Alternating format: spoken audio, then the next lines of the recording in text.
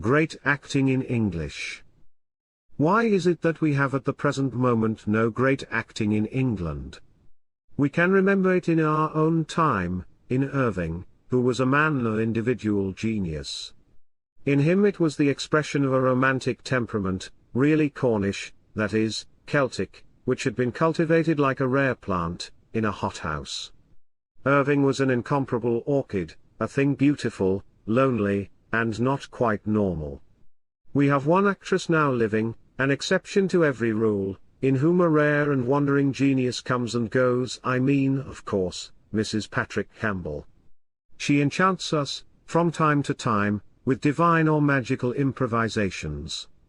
We have actresses who have many kinds of charm, actors who have many kinds of useful talent, but have we in our whole island 2 actors capable of giving so serious, so intelligent, so carefully finished, so vital an interpretation of Shakespeare, or, indeed of rendering any form of poetic drama on the stage, as the Englishman and Englishwoman, who came to us in 1907 from America, in the guise of Americans, Julia Marlowe and Edward Southern. The business of the manager, who in most cases is also the chief actor, is to produce a concerted action between his separate players, as the conductor does between the instruments in his orchestra. If he does not bring them entirely under his influence, if he, because, like the conductor of a pothouse band, he himself is the first fiddle, does not subordinate himself as carefully to the requirements of the composition, the result will be worthless as a whole, no matter what individual talents may glitter out of it. What should we say if the first fiddle insisted on having a cadenza to himself in the course of every dozen bars of the music? What should we say if he cut the best parts of the cellos, in order that they might not add a mellowness which would slightly veil the acuteness of his own notes? What should we say if he rearranged the composer's score for the convenience of his own orchestra? What should we say if he left out a beautiful passage on the horn because he had not got one of the 2 or 3 perfectly accomplished horn players in Europe? What should we say if he altered the time of one movement in order to make room for another, in which he would himself be more prominent? What should we say if the conductor of an orchestra committed a single one of these criminal absurdities? The musical public would rise against him as one man, the pedantic critics and the young men who smoke as they stand on promenade floors. And yet this, nothing more nor less, is done on the stage of the theatre whenever a Shakespeare play, or any serious work of dramatic art, is presented with any sort of public appeal. In the case of music, fortunately, something more than custom forbids, the nature of music forbids. But the play is at the mercy of the actor-manager, and the actor-manager has no mercy. In England a serious play, above all a poetic play, is not put on by any but small, unsuccessful, more or less private and unprofessional people with any sort of reverence for art, beauty, or, indeed, for the laws and conditions of the drama, which is literature as well as drama. Personal vanity and the pecuniary necessity of long runs are enough in themselves to account for the failure of most attempts to combine Shakespeare with show, poetry with the box office. Or is there in our actor-managers a lack of this very sense of what is required in the proper rendering of imaginative work on the stage? It is in the staging and acting, the whole performance and management, of such typical plays of Shakespeare as Hamlet, Romeo and Juliet, and Twelfth Night that Mr. Southern and Miss Marlowe have shown the whole extent of their powers, and have read us the lesson we most needed. The mission of these 2 guests has been to show us what we have lost on our stage and what we have forgotten in our Shakespeare. And first of all I would note the extraordinary novelty and life which they give to each play as a whole by their way of setting it in action. I have always felt that a play of Shakespeare, seen on the stage, should give one the same kind of impression as when one is assisting at a solemn music. The rhythm of Shakespeare's art is not fundamentally different from that of Beethoven, and Romeo and Juliet is a suite, Hamlet a symphony. To act either of these plays with whatever qualities of another kind, and to fail in producing this musical rhythm from beginning to end, is to fail in the very foundation. Here the music was unflawed, there were no digressions, no eccentricities, no sacrifice to the actor. This astonishing thing occurred, that a play was presented for its own sake, with reverence, not with ostentation, for Shakespeare's sake, not for the actor-managers. And from this intelligent, unostentatious way of giving Shakespeare there come to us, naturally, many lessons. Until I saw this performance of Romeo and Juliet, I thought there was rhetoric in the play, as well as the natural poetry of drama. But I see that it only needs to be acted with genius and intelligence, and the poetry consumes the rhetoric. I never knew before that this play was so near to life, or that every beauty in it could be made so inevitably human. And this is because no one else has rendered, with so deep a truth, with so beautiful a fidelity, all that is passionate and desperate and an ecstatic agony in this tragic love which glorifies and destroys Juliet. The decorative Juliet of the stage we know, the lovely picture, the ingenue, the prattler of pretty phrases, but this mysterious, tragic child, whom love has made wise in making her a woman, is unknown to us outside Shakespeare, and perhaps even there. Mr. Sothern's Romeo has an exquisite passion, young and extravagant as a lover's, and is alive. But Miss Marlowe is not only lovely and pathetic as Juliet, she is Juliet. I would not say that Mr. Sothern's Hamlet is the only Hamlet, for there are still, no doubt, points in Hamlet's soul unseized by the Germans yet. Yet what a Hamlet! How majestical, how simple, how much a poet and a gentleman! To what depth he suffers! How magnificently he interprets, in the crucifixion of his own soul, the main riddles of the universe. In Hamlet, too, I saw deeper meanings than I had ever seen in the play when it was acted. Mr. Sothern was the only quite sane Hamlet, his madness is all the outer coverings of wisdom, there was nothing fantastic in his grave, subdued, powerful, and piteous representation, in which no symbol, no metaphysical Faust, no figment of a German brain, loomed before us, but a man, more to be pitied and not less to be honored than any man in Elsinore. I have seen romantic, tragic, exceptional Hamlets, the very bells on the cap of Fortune's fool. But at last I have seen the man himself, as Shakespeare saw him living, a gentleman, as well as a philosopher, a nature of fundamental sincerity, no melancholy clown, but the greatest of all critics of life. And the play, with its melodrama and its lyrical ecstasy, moved before one's eyes like a religious service. How is it that we get from the acting and management of these two actors a result which no one in England has ever been able to get? Well, in the first place, as I have said, they have the odd caprice of preferring Shakespeare to themselves, the odd conviction that fidelity to Shakespeare will give them the best chance of doing great things themselves. Nothing is accidental, everything obeys a single intention, and what, above all, obeys that intention is the quality of inspiration, which is never absent and never uncontrolled. Intention without the power of achievement is almost as lamentable a thing as achievement not directed by intention. Now here are two players in whom technique has been carried to a supreme point. There is no actor on our stage who can speak either English or verse as these two American actors can. It is on this preliminary technique, this power of using speech as one uses the notes of a musical instrument, that all possibility of great acting depends. Who is there that can give us, not the external gesture, but the inner meaning, of some beautiful and subtle passage in Shakespeare? One of our actors will give it sonorously, as rhetoric, and another eagerly, as passionate speech, but no one with the precise accent of a man who is speaking his thoughts, which is what Shakespeare makes his characters do when he puts his loveliest poetry into their mouths. Look at Mr. Sothern when he gives the soliloquy to be or not to be, which we are accustomed to hear spoken to the public in one or another of many rhetorical manners. Mr. Sothern's Hamlet curls himself up in a chair, exactly as sensitive reflective people do when they want to make their bodies comfortable before setting their minds to work, and he lets you overhear his thoughts. Every soliloquy of Shakespeare is meant to be overheard, and just so casually. To render this on the stage requires, first, an understanding of what poetry is, next, a perfect capacity of producing by the sound and an intonation of the voice the exact meaning of those words and cadences.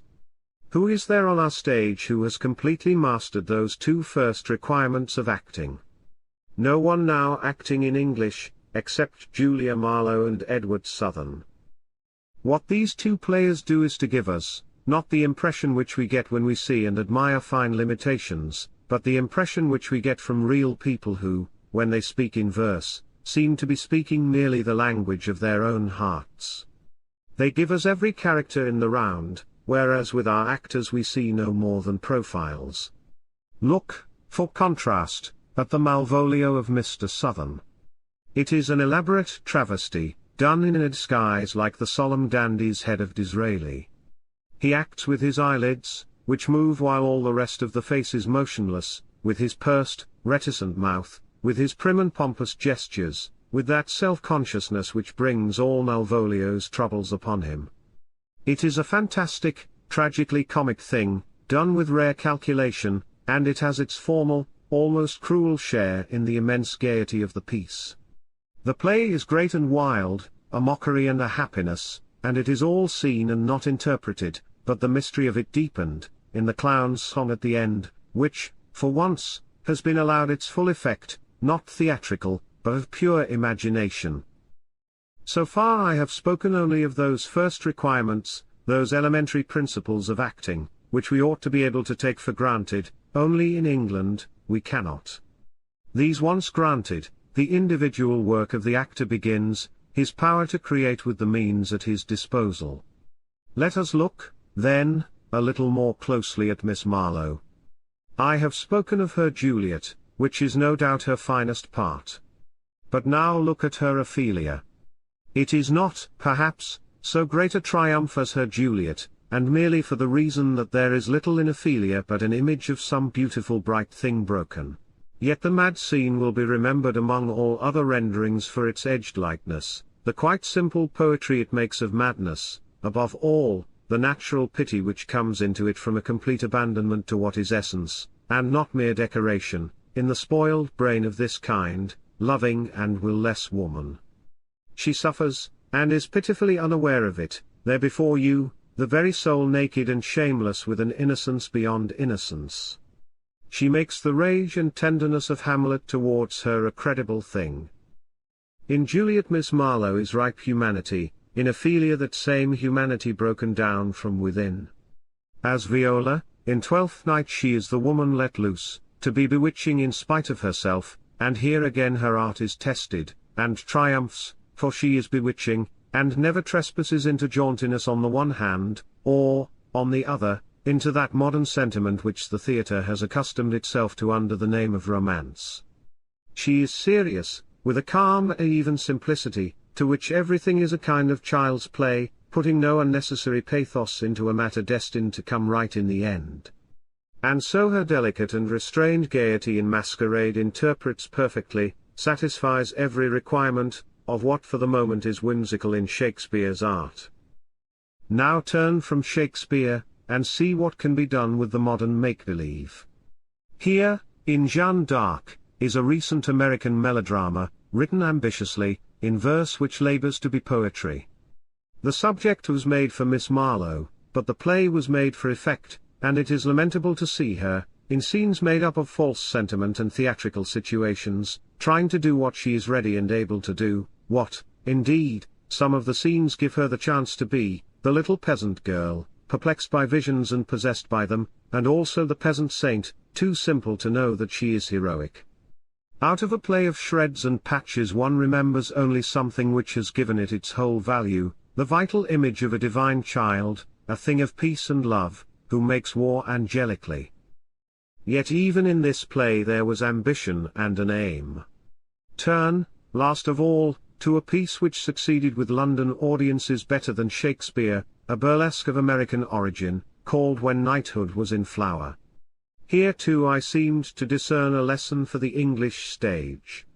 Even through the silly disguises of this inconceivable production, which pleased innocent London as it had pleased indifferent New York, one felt a certain lilt and go, a touch of nature among the fool's fabric of the melodrama, which set the action far above our steady practitioners in the same art of sinking. And, above all, a sense of parody pierced through words and actions, commenting wittily on the nonsense of romance which so many were so willing to take seriously. She was a live thing, defiantly and gaily conscious of every absurdity with which she indulged the babyish tastes of one more public. An actor or actress who is limited by talent, personality, or preference to a single kind of role is not properly an artist at all. It is the curse of success that, in any art, a man who has pleased the public in any single thing is called upon, if he would turn it into money, to repeat it, as exactly as he can, as often as he can. If he does so, he is, again, not an artist. It is the business of every kind of artist to be ceaselessly creative, and, above all, not to repeat himself. When I have seen Miss Marlowe as Juliet, as Ophelia, and as Viola, I am content to have seen her also in a worthless farce, because she showed me that she could go without vulgarity, lightly, safely, through a part that she despised. She did not spoil it out of self-respect, out of a rarer self-respect she carried it through without capitulating to it. Then I hear of her having done Lady Teazle and Imogen, the Fiammetta of Catulle Mendes and the Salome of Hauptmann. I do not know even the names of half the parts she has played, but I can imagine her playing them all, not with the same poignancy and success, but with a skill hardly varying from one to another. There is no doubt that she has a natural genius for acting. This genius she has so carefully and so subtly trained that it may strike you at first sight as not being genius at all, because it is so much on the level, because there are no fits and starts in it, because, in short, it has none of the attractiveness of excess. It is by excess that we for the most part distinguish what seems to us genius, and it is often by its excess that genius first really shows itself. But the rarest genius is without excess, and may seem colourless in his perfection, as Giorgione seems beside Titian. But Giorgione will always be the greater. I quoted to an old friend and fervent admirer of Miss Marlowe the words of Bacon which were always on the lips of Poe and of Baudelaire, about the strangeness in the proportions of all beauty. She asked me, in pained surprise, if I saw anything strange in Miss Marlowe. If I had not, she would have meant nothing for me, as the faultily faultless person, the Mrs. Kendall, means nothing to me. The confusion can easily be made, and there will probably always be people who will prefer Mrs. Kendall to Miss Marlowe, as there are those who will think Madame Melba a greater operatic singer than Madame Calvé. What Miss Marlowe has is a great innocence, which is not, like Deux's, the innocence of wisdom, and a childish and yet wild innocence, such as we might find in a tamed wild beast, in whom there would always be a charm far beyond that of the domestic creature, who has grown up on our hearth. This wildness comes to her perhaps from Pan, forces of nature that are always somewhere stealthily about the world, hidden in the blood, unaccountable, unconscious, without which we are tame crescent things, fit for cloisters. Deuxé is the soul made flesh, Réjean the flesh made Parisian, Sarah Bernhardt the flesh and the devil, but Julia Marlowe is the joy of life, the plenitude of sap in the tree. The personal appeal of Mr. Southern, and of Miss Marlowe is very different. In his manner of receiving applause there is something almost resentful, as if, being satisfied to do what he chooses to do, and in his own way, he were indifferent to the opinion of others. It is not the actor's attitude, but what a relief from the general subservience of that attitude. In Miss Marlowe there is something young, warm, and engaging, a way of giving herself wholly to the pleasure of pleasing, to which the footlights are scarcely a barrier.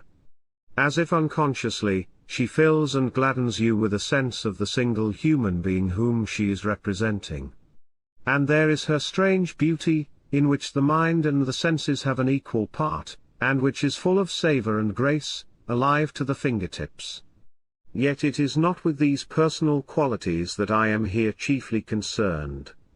What I want to emphasize is the particular kind of lesson which this acting, so essentially English, though it comes to us as if set free by America, should have for all who are at all seriously considering the lamentable condition of our stage in the present day. We have nothing like it in England, nothing on the same level, no such honesty and capacity of art, no such worthy results. Are we capable of realizing the difference? If not, Julia Marlowe and Edward Southern will have come to England in vain.